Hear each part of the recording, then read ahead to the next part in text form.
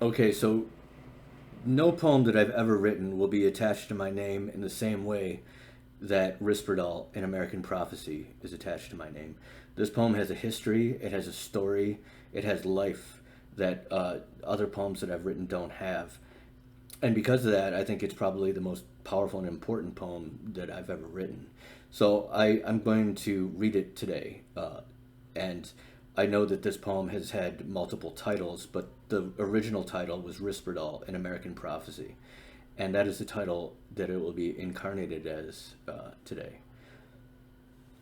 Risperdal, An American Prophecy by David Tolkien. I am godlike, void of scruples. I am children's guns in school. Whoever is not with me is against me. Whosoever does not gather with me scatters. With a passion for apathy, my army of innocence advances along the machine-like landscape. Both toward and away from you are made to be broken orders. Facts become fictions, satisfied by faith, my true field. My experience of you is invisible to you. I'm compelled to explain the relation copula of our science, processed by proxy, dredged out of this transaction. This unlikely crucifixion is a prescription for alienation.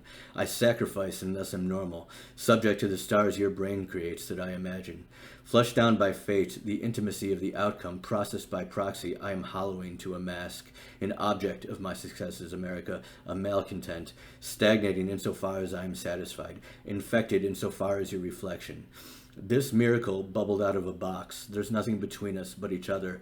Midgets choose midgets. America, its reflection at a distance. You relax while I contract. The path of least resistance requires a mastery of restraint. Faith is will. Visions and voices, this insubstantial pageant is peopled by competitive presences. My disease will forgive your cure. Zapruder will rewind Kennedy's brain back into his skull. Brady's bill will be shot like Columbine into the hands of a child covering her face. I can't remember the question, America, but she said yes. Pills get rid of all of us, oversleeping dreamers, spindle stacked through a hole in the middle of my rewritable media.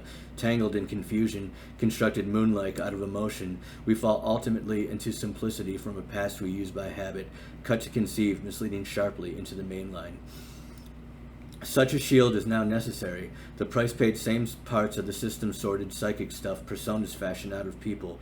It's nesting, hunting, nesting season, and the beasts carry diseases, wearing Kevlar condoms for security reasons.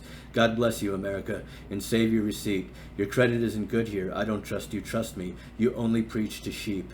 Kill yourself and nothing else, America. Suicide attempts are inherent, and depressive illness may persist until remission occurs.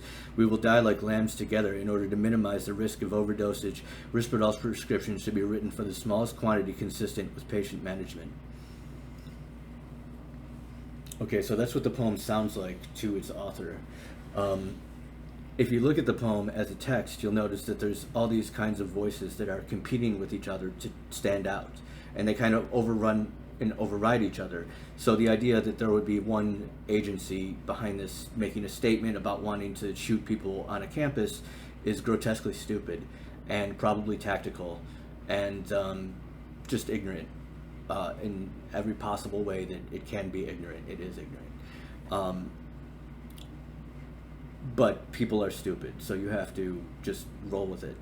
Eventually, on a long enough time scale, it becomes apparent that you're not intending to harm anybody, and they just end up looking stupid. So you just have to kind of roll with it, stay patient, and not really worry about what other people think, because it's really not a reflection of you and never will be. Thank you for your time.